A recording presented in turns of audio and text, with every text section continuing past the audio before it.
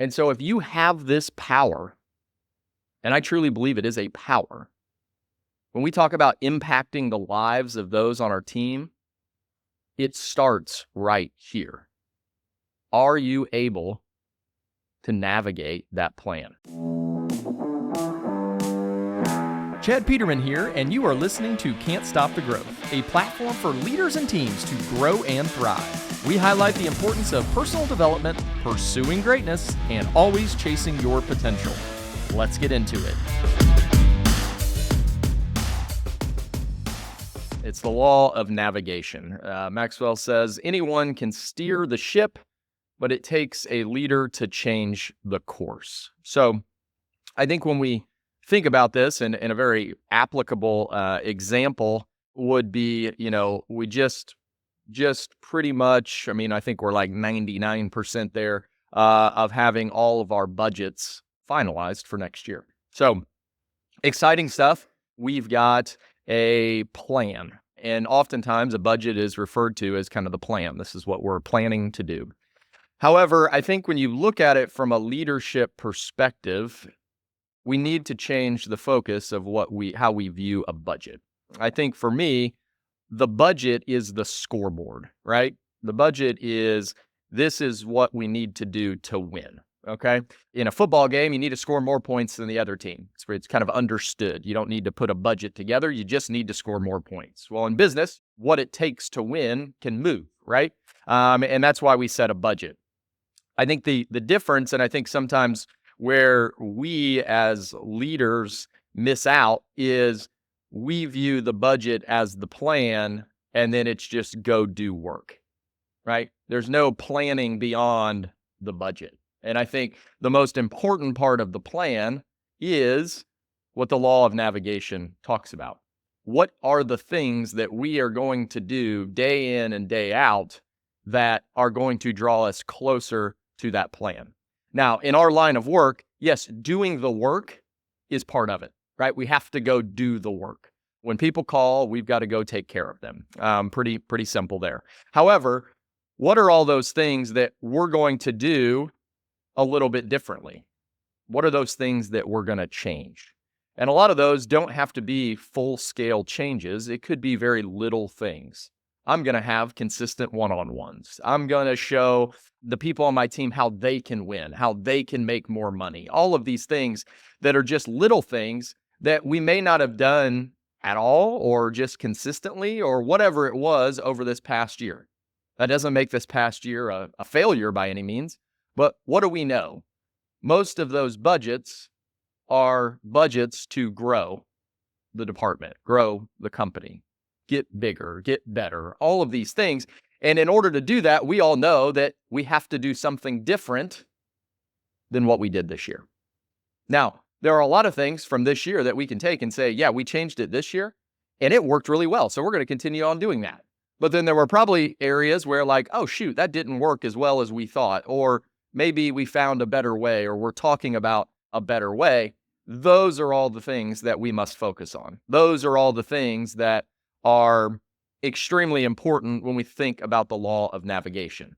Because when navigating as leaders, we are setting the direction for our department, for our team, whoever it is that we are leading. We set the direction. So what is your plan? Have you taken time to think about it? Have you sat down to reflect on what went well, what didn't go so well, what we could probably change? Shoot, we started out with the best of intentions and it kind of fell off and now we're back. Whatever that may be. Take that time. Think about what's happened over the last 12 months. How do we want to make that better? What are all the good things that happened? Let's keep doing those. Jack Welch, who ran GE for a long time, said, controlling your direction is better than being controlled by it. And I think this is one of the things that is so near and dear to this industry, because it's very easy to find ourselves being controlled by the day, right? We're in the emergency service business. We don't get to dictate when we're busy and when we're slow. We're kind of told when that happens. Or the weather changes and it's like, oh, we're busy, but I was in the middle of 3 other things. Well, I've got to go take care of these people. And so I think when we're thinking about building this plan, given the nature of our industry, we can't change the nature of our industry. It is what it is. And we all know that. A lot of us have been doing this for quite a while. So if we know that we can't, then what are all the things that we can control?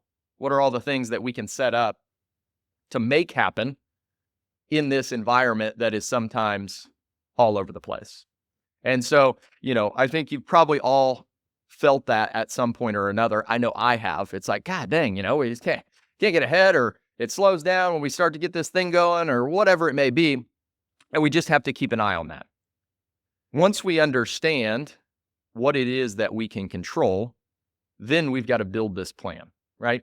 We've got to understand what it's going to look like to achieve success.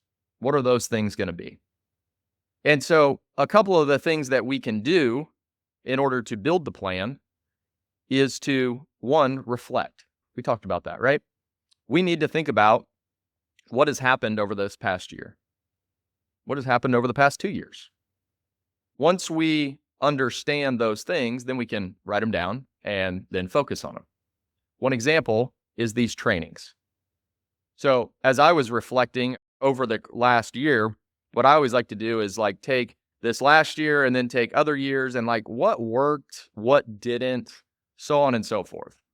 And for me, when I start thinking about those things, obviously I'm not as close to the actual work being done as some of you guys are. So it's a little bit more abstract thinking, right? It's like, okay, when it comes to my goal of setting the direction of the culture and the feel of this company, what things work, what things don't. Okay. So I'll give you 2 examples. So one is these trainings, right? I knew that, hey, what have we lost? Where is that piece of the puzzle that, I felt worked really well? And one of those was, hey, we need to get back to really working on all becoming better leaders. All results are traced back to good leadership. When we have a great leader in a great department, guess what? That department does well. When we have a great leader at a branch, what happens? It works, right? They're doing the same work. They're running the same calls. They just seem to do it better. And so if that is what I know, well, then how do I help lift up everyone to become a better leader, and even me become a better leader? If I'm completely honest, I got a little bit lazy too, right? You read so many books and you do all of this. Well, then what happened? Well, results aren't going where we want. So you get caught up in just the day-to-day, all of this stuff. And it's and you forget about what's truly going to take you there. And I know that sounds weird. There's no way that we can just meet every week and work on leadership and all of a sudden our results are going to go in the right direction. Yeah, not completely. It's not like we all leave here and then go take a nap. We leave here and then we go do the work. So it's a piece of the puzzle, but it's a piece that I felt like we were missing. And that's on me. So what are we going to do? Well, we're going to get back to it. And I don't know about you guys, but over the last 2 months, just the vibe around here, for me at least, from my perspective, has changed. Just in doing this little piece of the puzzle, 45 minutes out of each week, it started to shift. And I'm like, okay, I feel that. Let's start doubling down on it. Let's start moving this in the right direction. And so I'm really excited about that piece. The other thing when you think about reflecting is understanding what is that feel that I want. And I know this is very high level, pie in the sky type stuff, but when you think about your department, what is that vibe that you want? What is that culture that you want in that department? When was it good? When was it bad? What were we doing then in each of those circumstances? And how do we get to that where it felt really good? Results were happening, all of these things. And a lot of those are uncovered when we reflect back and figure out what it is. And a lot of times it's just small things, right? It's not these big, grandiose big things. It's all just little stuff. But how do we get that going in the right direction? And sometimes that's tough, right? Because if you're a newer leader or, someone who's, working on it, finding that like feel is a little bit difficult because you don't really know what you're looking for, right? When you get a feeling, it just kind of comes and you're like, oh, okay, like then you got to like evaluate what the hell am I doing? And let's keep doing more of that. And so I think it's important to understand that because just like we're doing in this class, setting kind of that cultural, just kind of understanding and just kind of vibe around here where things are starting to roll, you will need that in your department if you're going to be an effective leader. You'll need that. So while you may not have a leadership class for 45 minutes with your department every day, what are all those things that you can do? What do your service meetings look like? What do your one-on-ones look like? What does just the random communication with people look like? One of the little things that I started doing was I just get a list of everybody's birthday at the beginning of the week and I just text them on their birthday. Now, it's, again, not a massive thing, right? I mean, it's a text message. I'm sure they get that one plus a lot of other people that they really care a hell of a lot more than me texting them on their birthday about, but it's just a little piece, right? Just a little piece. What would it look like if you texted everybody in your department on their birthday? Now, I know they're off, but, maybe the next day. But if you knew everybody's birthday and you told them, well, it goes back to what we talked about a couple classes ago, and pretty much everyone is, do they know that you care? Do they know that you care? The next thing, when it comes to navigating the plan for your people, is we've got to have a positive attitude.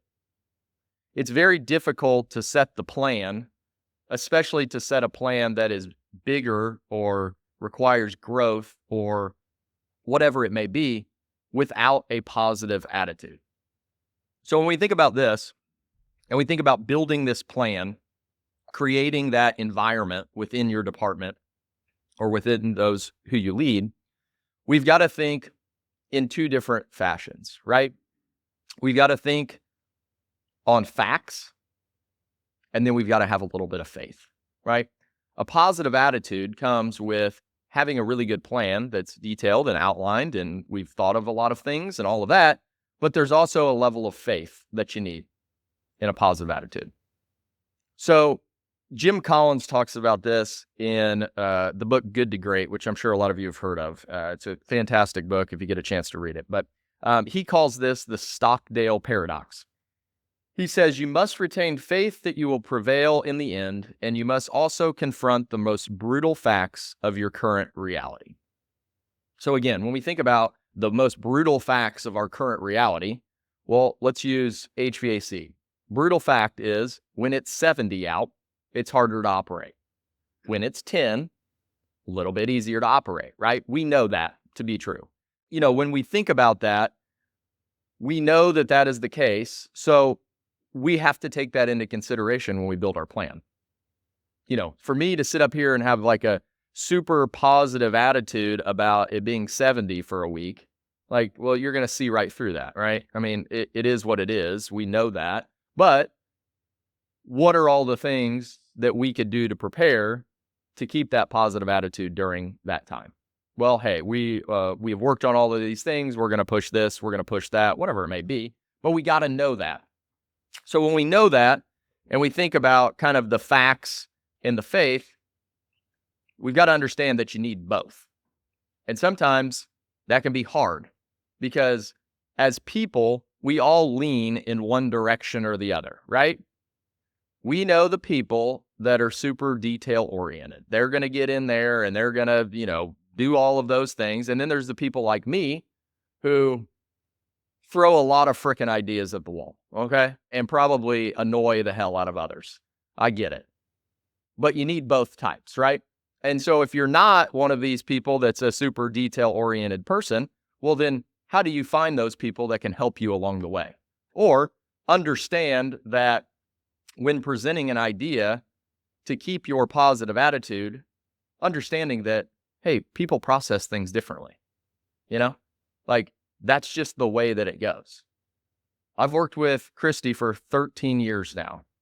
What I know about her is she is very detail oriented. Well, if I were to not respect that and understand that that's the way that she rolls, well, then we would probably have a lot of knockdown, drag out things. And so what I figured out a long time ago, and I'll use the example of like when we like shift things around or like move people in different directions. I used to just come to her and I would just spew all of this stuff at her. And she would be like, "What are you talking about?" And then I got to the point where I created an org chart in layers. I said, "Here's where we're at now." I said, "Here's where we're going to go. And this is what it looks like in the finished product." And she would go, "Okay, that makes perfect sense." And I was like, okay, that's the way that like I process it in my head, but when it's someone else's idea, that's probably a little bit more difficult. And so understanding that and understanding who the people are on our team that know how to do that, as we think about this, we need both. And so when we're building a plan, we have to take into consideration all these details. Your plan can't be all these high level things or they'll never get done. So you got to incorporate both. And you got to understand how those on your team process information and how they figure things out and how they can be of benefit, right? It goes the other way too. When I go to, pitch an idea to our operations team, I know I better have thought about 80% of the way there and understand that they're probably going to poke some holes in it. And that's okay. We're going to get to the best plan there. But I need to have thought about a lot of that stuff or we'll never get it up off the ground, right? And so as you're thinking about your plan and you're building it, you're going to take a lot of high level ideas, but then be sure to break those down, right? Because if you don't break them all down, what's the first thing with a new idea that gets shot down? It's well, what are we going to do about this situation? Well, what are we going to do about that situation? All of those things. Trust me, those are the most gut-wrenching words. I know they're coming, but I know that I haven't thought of everything. And I'm like, oh God, how are we going to figure this out? But all of those things are part of building that plan.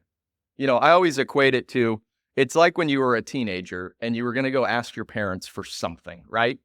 You didn't just go, you made sure that the mood was right? It's not like you asked for an extension on your curfew if you'd been late the last 3 weekends, okay? Like you're going to want to build up some good stuff. I remember when I asked for an extension on my curfew and I was like, mood is set. We're going to ask for this extension. Mom, Dad, you know that I've been on time. Here's my track record. I've been on time. However, a lot of my friends live across the city. And so I got to leave a little bit earlier to hit this window. Do you think that maybe midnight seems reasonable? And they were like, yeah, I think that does. And I was like, whew, that was a hell of a lot better. But you've got to think about these things. As you draft these plans of attack, it's change. And what's everybody not like? Change. Well, in order to get change accepted, you've got to take the time to think through it, vet it out, figure out all the things. Because if you don't, what happens? You create more chaos than you were first anticipating. So when we think about the law of navigation, it is more than just leading a department. What does that mean? Well, okay, we make sure we get things done, all of this. Well, like I said at the beginning, anyone can steer the ship, but it takes a leader to chart the course. So what does charting your course look like in 25? What are the things that you need to get done? And then how are you going to get those things done? Have you taken the time to reflect? Have you taken the time to understand what are all the facts in the situation? Have you thought about what faith you're going to need to accomplish something that's never been accomplished? We set plans to do things that we've never done before. So it only makes sense to think through those things. There is a way to do everything. We've done a lot of amazing things, but what I can tell you is that whatever we are going to do next year has probably been done before in a lot of instances. And so if we know that to be true, what I also know is there's a way to do it. But that is where the rubber meets the road as a leader. The rubber meets the road when we make the effort to create that plan. And you may not have all the answers. Trust me, no one does. We're all figuring it out as we go. But that doesn't mean we can't use past experiences to influence our future results. We've all learned things from this past year. Good, bad, indifferent, whatever it may be, we've all learned things. And so we take all of those learnings and we use them to build that navigational plan, that way in which we are going to lead our team to their next level. You see, this is the most powerful part of leadership. Being able, giving the authority to chart the course. Because most of those that you lead have no course charted. And that's okay. Because what I know is there are fewer leaders than there are followers out there, right? That's why someone is appointed a leader.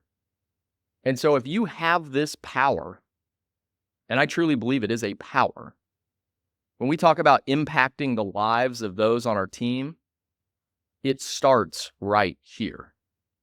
Are you able to navigate that plan? Because fortunately or unfortunately, they're counting on you to do it. They're counting on you to lead the way. And so we have this unbelievable gift at our fingertips. And that is, we get to chart the course. We get to show them how following along with this, how being open to some changes, how that will impact their life.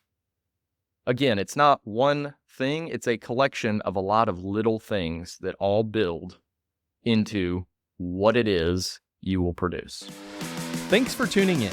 If you'd like to get connected, you can find me at chadmpeterman.com. To see what our team's up to, you can visit petermanbros.com. As always, keep growing out there.